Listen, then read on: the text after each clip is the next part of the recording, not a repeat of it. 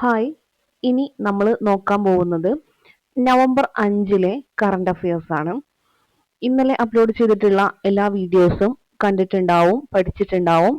അതുപോലെ ലക്ഷ്യയുടെ ടെലഗ്രാം ചാനലിൽ കൊടുക്കുന്ന അത് അനുസരിച്ചിട്ടുള്ള പോൾ എക്സാമും കാര്യങ്ങളും എല്ലാം PDF ആയിട്ട് തരുന്ന എക്സാമും കാര്യങ്ങളെല്ലാം അറ്റൻഡ് ചെയ്തിട്ടുണ്ടാവും എന്ന് വിചാരിക്കുന്നു. നമ്മൾ എന്ത് ചെയ്യുക, എന്തായാലും നമ്മൾ സർക്കാർ ജോലിയിലേക്ക് പ്രവേശിക്കാൻ ആഗ്രഹിക്കുന്ന ആളുകളാണ്. കുറച്ച് കഷ്ടപ്പെടുക എന്നുള്ള രീതിയിൽ തന്നെ എന്ത് ചെയ്യുക, മുന്നോട്ട് കൊണ്ടുപോവുക. അല്ലാതെ നമുക്ക് ഒരു ഒഴുക്കം മട്ടിൽ പഠിച്ചു പോയിട്ട് യാതൊരു കാര്യവും ഉണ്ടാവില്ല. അപ്പോൾ കൃത്യമായിട്ട് ടൈം ടേബിൾ ഫോളോ ചെയ്യുക. ഈ തരുന്ന കാര്യങ്ങളെങ്കിലും നമ്മൾ എന്ത് ചെയ്യണം, വളരെ കൃത്യമായിട്ട് പഠിച്ചു പോവുക. പിന്നെ റിവിഷനാണ് ഏറ്റവും വേണ്ട ഒരു കാര്യം കേട്ടോ. ഇപ്പോൾ ഞാനിത് വീഡിയോ ആയിട്ട് നിങ്ങൾക്ക് തരുന്നുണ്ട്. നിങ്ങൾക്ക് എന്ത് ചെയ്യാം, ഇതൊക്കെ കുറച്ച് സ്പീഡിലിട്ട് 2x ഇട്ടിട്ട് വീണ്ടും വീണ്ടും കേൾക്കാം, പഠിക്കാം. അതിനൊക്കെയുള്ള സൗകര്യം നമുക്കുണ്ട്. അപ്പോൾ എന്ത് പഠിച്ചു കഴിഞ്ഞാലും അത് ലാസ്റ്റ് എല്ലാം കൂടെ ഒന്നും കൂടെ റിവേഴ്സ് ചെയ്യുന്നത് ഏറ്റവും നല്ലൊരു കാര്യമാണ്. ഓക്കെ, അപ്പോൾ ഇനി എന്ത് ചെയ്യുക, നമുക്ക് ഇന്ന് നോക്കാനുള്ള കറണ്ട് അഫെയർ എന്ന് പറയുന്നത് നവംബർ 5-ലേതാണ്. അതുപോലെ 11:30 അവിടെ എക്സാം ഉണ്ടാവും ടെലഗ്രാം ചാനലിൽ. അപ്പോൾ ആ എക്സാമും കൂടെ പോയി അറ്റൻഡ് ചെയ്ത് നോക്കുക. നിങ്ങൾക്ക് എത്രത്തോളം കിട്ടുന്നുണ്ട് എന്നുള്ളത് നിങ്ങൾ തന്നെ സ്വയം വിലയിരുത്തുക കേട്ടോ. ഓക്കെ, നോക്കിയാലോ. നവംബർ 5-ന്റെ പ്രത്യേകത എന്ന് പറയുന്നത് ലോക സുനാമി ബോധവൽക്കരണ ദിനമാണ്. എന്താണ് നവംബർ 5 എന്ന് പറയുന്നത്? ലോക സുനാമി ബോധവൽക്കരണ ദിനമാണ് അല്ലെ. അതിന്റെ തീം ചോദിച്ചാൽ B tsunami ready, invest in tsunami preparedness. എന്താണ് തീം എന്ന് പറയുന്നത്? B tsunami ready, invest in tsunami preparedness. Okay, ഇനി ഇന്ത്യയിലെ 94ാമത് റാംസാർ സൈറ്റ് ഏതാന്ന് ചോദിച്ചാൽ ഗോഗാബീൽ തടാകമാണ്. ഇന്ത്യയിലെ 94ാമത്, എത്രാമത്തെയാണ്? 94ാമത് റാംസാർ സൈറ്റ് ആണ് ഗോഗാബീൽ തടാകം എന്ന് പറയുന്നത്. എവിടെ സ്ഥിതി ചെയ്യുന്നു എന്ന് ചോദിക്കുകയാണെങ്കിൽ ബീഹാറിലെ കത്തിഹാർ ജില്ലയിൽ സ്ഥിതി ചെയ്യുന്നു. അപ്പൊ കത്തിഹാർ ജില്ല എവിടെയാണെന്ന് മനസ്സിലാക്കുക. എവിടെയാണ്? ബീഹാർ ആണ്. ഈ ബീഹാറിലെ കത്തിഹാർ ജില്ലയിലാണ് ഗോഗാബീൽ തടാകം സ്ഥിതി ചെയ്യുന്നത്. ഇതെന്താണ്? രാജ്യത്തെ ആദ്യ കമ്മ്യൂണിറ്റി റിസർവ് തടാകമാണ്. അതുപോലെ ഗംഗ മഹാനന്ദ നദികൾക്കിടയിൽ സ്ഥിതി ചെയ്യുന്ന ഒരു ഓക്സ്ബോ തടാകം കൂടിയാണ് ഗോഗാബീൽ തടാകം എന്ന് പറയുന്നത്. ഓക്കെ ആണല്ലോ.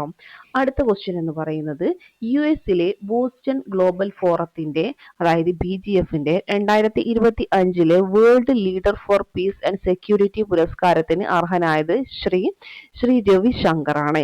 US-ലെ ബോസ്റ്റൺ ഗ്ലോബൽ ഫോറത്തിന്റെ 2025 World Leader for Peace and Security പുരസ്കാരത്തിന് അർഹനായത്. എവിടുത്തെ? US-ലെ ബോസ്റ്റൺ ഗ്ലോബൽ ഫോറത്തിന്റെ 2025-ലെ World Leader for Peace and Security പുരസ്കാരത്തിന് അർഹനായത് ശ്രീ രവിശങ്കർ ആണ്. ന്യൂയോർക്കിൽ മേയറാകുന്ന ആദ്യ ഇന്ത്യൻ വംശജൻ ചോദിച്ചാൽ സൊഹ്റാൻ മംദാനി. ആരാണ് ന്യൂയോർക്കിൽ മേയറാകുന്ന ആദ്യ ഇന്ത്യൻ വംശജൻ? അതുപോലെ മറ്റൊരു പ്രത്യേകതയുണ്ട്, നഗരത്തിന്റെ ആദ്യ മുസ്ലിം മേയറാണ് ഈ സൊഹ്റാൻ മംദാനി എന്ന് പറയുന്നത്.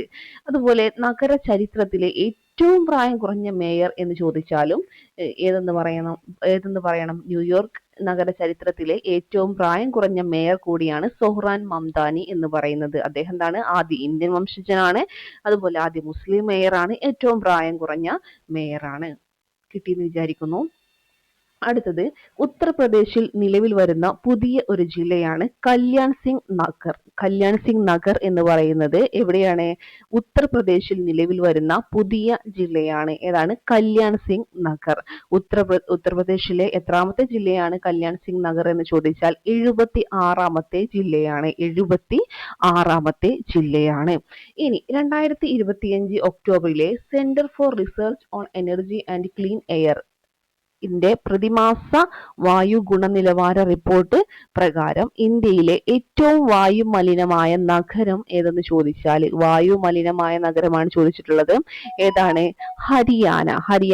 ഹരിയാനയിലെ ഏത് നഗരമാണ്? ദരുഹേര നഗരമാണ്.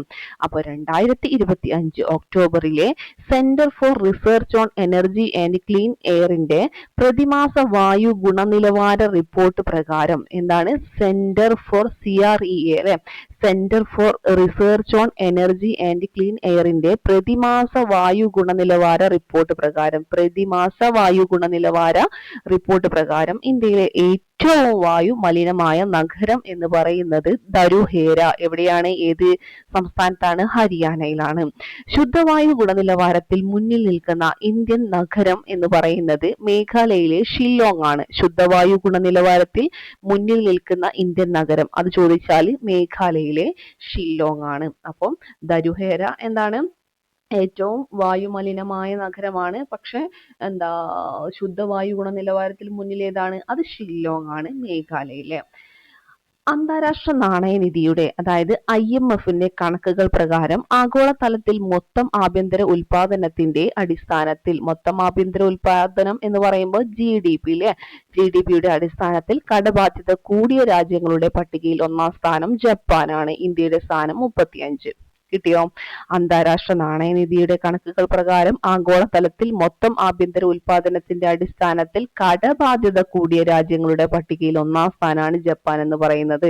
നമ്മുടെ ഇന്ത്യക്ക് 35-ാം സ്ഥാനമുണ്ട്.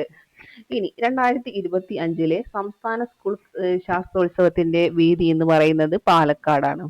മനസ്സിലായോ? 2025 സംസ്ഥാന സ്കൂൾ ശാസ്ത്രോത്സവത്തിന്റെ വേദി എന്ന് പറയുന്നത് അത് പാലക്കാടാണ്. 2025 സംസ്ഥാന സ്കൂൾ ശാസ്ത്രോത്സവത്തിന്റെ വേദി എന്ന് പറയുന്നത് എവിടെയാണ്? അത് പാലക്കാടാണ്. അടുത്തത് 2025 ഡെബറ റോജേഴ്സ് പുരസ്കാരം നേടിയ മലയാളി ആരാണ്? ശരണ്യ മൂർത്തിയാണ്. 2025 ഡെബറ റോജേഴ്സ് പുരസ്കാരം, എന്ത് പുരസ്കാരമാണ്? ഡെബറ റോജേഴ്സ് പുരസ്കാരം നേടിയ മലയാളിയാണ് ശരണ്യ മൂർത്തി എന്ന് പറയുന്നത്. പുരസ്കാരത്തിന് അർഹമായ രാത്രി എന്ന നോവൽ ഇതുവരെ പ്രസിദ്ധീകരിച്ചിട്ടുള്ള, അപ്പൊ പുരസ്കാരത്തിന് അർഹമായ നോവലാണ് എന്തെന്ന് പറയുന്നത് രാത്രി, ഇതുവരെ പ്രസിദ്ധീകരിച്ചിട്ടില്ല. 2025 ഡെബറ റോജേഴ്സ് പുരസ്കാരം നേടിയ മലയാളിയാണ് ശരണ്യ മൂർത്തി എന്ന് പറയുന്നത്. ഇനി 2025 നടക്കുന്ന ദേശീയ ഗ്രാപ്ലിംഗ് ചാമ്പ്യൻഷിപ്പിൽ സ്വർണം നേടിയ മലയാളി താരങ്ങൾ അശ്വതിയും ഇമ്രാനും ആണ്. 2025 നടക്കുന്ന ദേശീയ ഗ്രാപ്ലിംഗ് ചാമ്പ്യൻഷിപ്പിൽ സ്വർണം നേടിയ മലയാളി താരങ്ങൾ 2025 നടക്കുന്ന ദേശീയ ഗ്രാപ്ലിംഗ് ചാമ്പ്യൻഷിപ്പിൽ സ്വർണം നേടിയ മലയാളി താരങ്ങൾ അശ്വതിയും ഇമ്രാനും ആണ്. ദേശീയ ഗ്രാപ്ലിംഗ് ചാമ്പ്യൻഷിപ്പ് 2025 വേദി ചോദിക്കുകയാണെങ്കിൽ അത് ഉത്തർപ്രദേശിലെ ഗോണ്ടയാണ് എന്നുള്ളതും കൂടെ ഓർത്തു വെച്ചേക്കുക. ഉത്തർപ്രദേശിനെ കുറിച്ച് നമ്മൾ ഒരു കാര്യം കൂടി പഠിച്ചിട്ടുണ്ട്. എന്തായിരുന്നു അത്? 76ാമത് ജില്ല അല്ലെ ഉത്തർപ്രദേശിൽ നിലവിൽ വരുന്നു. ഏതാണ് ജില്ല എന്ന് പറയുന്നത്? കല്യാൺ സിംഗ് നഗർ ആണ്. അതും കൂടെ ഒന്ന് കൂട്ടത്തിൽ ഓർത്തു വച്ചേക്കുക. ഓക്കെ. ഇനി ചൈനീസ് അതിർത്തിയിൽ ഇന്ത്യ നടത്തുന്ന സംയുക്ത സൈനിക അഭ്യാസമാണ് പൂർവി പ്രചണ്ഡ് പ്രഹാർ. ചൈനീസ് അതിർത്തിയിൽ ഇന്ത്യ നടത്തുന്ന സംയുക്ത സൈനിക അഭ്യാസം അറിയപ്പെടുന്നത് പൂർവി പ്രചണ്ഡ് പ്രഹാർ. ചൈനീസ് അതിർത്തിയിൽ 2023 നടത്തിയ ബാലപ്രഹാർ, 2024 നടത്തിയ പൂർവി പ്രഹാർ എന്നീ അഭ്യാസങ്ങളുടെ തുടർച്ചയാണ് പൂർവി പ്രചണ്ഡ് പ്രഹാർ എന്ന് പറയുന്നത്. ചൈനീസ് അതിർത്തിയിൽ 2023 നടത്തിയത് ബാലപ്രഹാർ, 2024 നടത്തിയത് പൂർവി പ്രഹാർ. ഈ അഭ്യാസങ്ങളുടെ തുടർച്ചയാണ് പൂർവി പ്രചണ്ഡ് പ്രഹാർ എന്ന് പറയുന്നത്. അപ്പൊ ചൈനീസ് അതിർത്തിയിൽ ഇന്ത്യ നടത്തുന്ന സംയുക്ത സൈനിക അഭ്യാസം ചോദിച്ചാൽ പൂർവി പ്രചണ്ഡ് പ്രഹാർ. മുന്നോക്ക വിഭാഗങ്ങളിലെ സാമ്പത്തികമായി പിന്നോക്കം നിൽക്കുന്നവർക്കായുള്ള സംസ്ഥാന കമ്മീഷന്റെ അധ്യക്ഷൻ ആരെന്ന് ചോദിച്ചാൽ retired justice CN Ramachandran Nair. മുന്നോക്ക വിഭാഗങ്ങളിലെ സാമ്പത്തികമായി പിന്നോക്കം നിൽക്കുന്നവർക്കായുള്ള സംസ്ഥാന കമ്മീഷന്റെ അധ്യക്ഷൻ എന്ന് പറയുന്നത് റിട്ടയേർഡ് ജസ്റ്റിസ് CN രാമചന്ദ്രൻ നായരാണ്. Retired justice CN Ramachandran Nair. മറ്റ് അംഗങ്ങൾ എന്ന് പറയുന്നത് മണിവിധേയത്തിൽ G രതികുമാർ എന്നിവരാണ്. ഏതൊക്കെയാണ് മറ്റ് അംഗങ്ങൾ? മണിവിധേയത്തിൽ, അതുപോലെ G രതികുമാർ എന്നിവരാണ് മറ്റ് അംഗങ്ങൾ എന്ന് പറയുന്നത്. ഓക്കെ. അപ്പോൾ സംസ്ഥാന എന്താ പറയാ മുന്നോക്ക വിഭാഗങ്ങളിലെ സാമ്പത്തികമായി പിന്നാക്കം നിൽക്കുന്നവർക്കായുള്ള സംസ്ഥാന കമ്മീഷന്റെ അധ്യക്ഷനാണ് retired retired justice CN Ramachandran Nair എന്ന് പറയുന്നത്. മറ്റ് അംഗങ്ങൾ ചോദിച്ചാൽ അത് ആരാണ്? മണിവിധേയത്തിൽ G രതികുമാർ എന്നിവരാണ്. ഇനി അമേരിക്കയിലെ ആദ്യത്തെ മുസ്ലിം വനിതാ ലഫ്റ്റനന്റ് ഗവർണർ എന്ന നേട്ടം കൈവരിക്കുന്ന ഇന്ത്യൻ വംശജ ഗസാല ഹാഷ്മിയാണ്. അമേരിക്കയിലെ ആദ്യത്തെ മുസ്ലിം വനിതാ ലഫ്റ്റനന്റ് ഗവർണർ എന്ന നേട്ടം കൈവരിക്കുന്ന ഇന്ത്യൻ വംശജയാണ് ഗസാല ഹാഷ്മി. ഗസാല ഹാഷ്മി എന്താണ്? അമേരിക്കയിലെ ആദ്യത്തെ മുസ്ലിം വനിതാ ലഫ്റ്റനന്റ് ഗവർണർ എന്ന നേട്ടം കൈവരിക്കുന്ന ഇന്ത്യൻ വംശജയാണ് ഗസാല ഹാഷ്മി. 2025 വനിതാ ശിശു വികസന വകുപ്പ് നൽകുന്ന ഉജ്ജ്വല ബാല്യം പുരസ്കാരത്തിന് അർഹയായ ചെസ് താരമാണ് ദിവി വിജേഷ് എന്ന് പറയുന്നത്. 2025 വനിതാ ശിശു വികസന വകുപ്പ് നൽകുന്ന ഉജ്ജ്വല ബാല്യം പുരസ്കാരത്തിന് അർഹയായ ചെസ് താരമാണ് ദിവി വിജേഷ്. ദിവി വിജേഷ് എന്താണ്? ദിവി വിജേഷ് കേട്ടോ. 2025 വനിതാ ശിശു വികസന വകുപ്പ് നൽകുന്ന ഉജ്ജ്വല ബാല്യം പുരസ്കാരത്തിന് അർഹയായ ചെസ് താരമാണ്.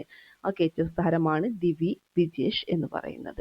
വ്യത്യസ്ത മേഖലകളിൽ കഴിവ് പ്രകടിപ്പിക്കുന്ന കുട്ടികളെ പ്രോത്സാഹിപ്പിക്കുന്നതിനും പ്രചോദിപ്പിക്കുന്നതിനുമായി സംസ്ഥാന തലത്തിൽ നൽകുന്ന പുരസ്കാരമാണ് ഈ ഉജ്ജ്വല ബാല്യ പുരസ്കാരം. അപ്പം നമ്മോട് ചോദിക്കുകയാണ്, വ്യത്യസ്ത മേഖലകളിൽ കഴിവ് പ്രകടിപ്പിക്കുന്ന കുട്ടികളെ പ്രോത്സാഹിപ്പിക്കുന്നതിനും പ്രചോദിപ്പിക്കുന്നതിനുമായി സംസ്ഥാന തലത്തിൽ നൽകുന്ന പുരസ്കാരം ഏതെന്ന് ചോദിച്ചാൽ ഉജ്ജ്വല ബാല്യ പുരസ്കാരം. അതിന് അർഹയായത് ചെസ് താരമാണ് ദിവി വിജേഷ് എന്ന് പറയുന്നു അല്ലെ. ഇത് നൽകുന്നത് ആരാന്ന് ചോദിച്ചാൽ വനിതാ ശിശു വികസന വകുപ്പ് കേട്ടോ. അതും കൂടെ ഒന്ന് ഓർത്ത് വെക്കുക. 2025 നവംബറിൽ ഫിലിപ്പീൻസ്, വിയറ്റ്നാം എന്നിവിടങ്ങളിൽ വീശിയ ചുഴലിക്കാറ്റാണ് കൽമേഘി. 2025 നവംബറിൽ ഫിലിപ്പീൻസ്, വിയറ്റ്നാം എന്നിവിടങ്ങളിൽ വീശിയ ചുഴലിക്കാറ്റാണ് കൽമേഘി. അപ്പൊ കൽമേഘി എന്ന് പറയുന്നത് എവിടെ വീശിയ ചുഴലിക്കാറ്റാണെന്ന് ചോദിച്ചാൽ നവംബറിൽ ഫിലിപ്പീൻസ്, വിയറ്റ്നാം എന്നിവിടങ്ങളിൽ വീശിയ ചുഴലിക്കാറ്റാണ് കൽമേഘി. രാജ്യത്ത് 100% അർബുദ സാക്ഷരത നേടുന്ന ആദ്യ നഗരസഭ കോട്ടക്കൽ. രാജ്യത്ത് 100% അർബുദ സാക്ഷരത നേടുന്ന ആദ്യ നഗരസഭ ചോദിച്ചാൽ അത് കോട്ടക്കലാണ്. കാൻ കെയർ ഇന്ത്യ ഫൗണ്ടേഷനും നഗരസഭയും സംയുക്തമായി നടത്തിയ പ്രവർത്തനങ്ങളിലൂടെയാണ് ഈ നേട്ടം കൈവരിച്ചത്. കാൻ കെയർ ഇന്ത്യ ഫൗണ്ടേഷനും നഗരസഭയും സംയുക്തമായി നടത്തിയ പ്രവർത്തനങ്ങളിലൂടെയാണ് ഈ നേട്ടം കൈവരിച്ചത്. അപ്പൊ രാജ്യത്ത് 100% അർബുദ സാക്ഷരത നേടുന്ന ആദ്യ നഗരസഭയാണ് കോട്ടക്കൽ. കാൻ കെയർ ഇന്ത്യ ഫൗണ്ടേഷനും നഗരസഭയും സംയുക്തമായി നടത്തിയ പ്രവർത്തനങ്ങളിലൂടെയാണ് ഈ നേട്ടം കൈവരിച്ചിട്ടുള്ളത്. അപ്പൊ ഇത്രയും കാര്യങ്ങളാണ് നമുക്ക് ഇന്ന് പഠിക്കാനായിട്ടുള്ളത്. ഇത് മുഴുവൻ കൃത്യമായിട്ട് പഠിച്ചതിന് ശേഷം, അറിയാത്ത കാര്യങ്ങൾ എഴുതി വെച്ചതിന് ശേഷം എല്ലാം കഴിഞ്ഞിട്ട് എന്ത് ചെയ്യുക, പോൾ എക്സാം അറ്റൻഡ് ചെയ്ത് നോക്കുക. എത്രത്തോളം മാർക്ക് സ്കോർ ചെയ്യാൻ പറ്റുന്നുണ്ട് എന്നുള്ള സ്വയം വിലയിരുത്തുക. ഓക്കെ, അപ്പോൾ ശരി, താങ്ക് യു.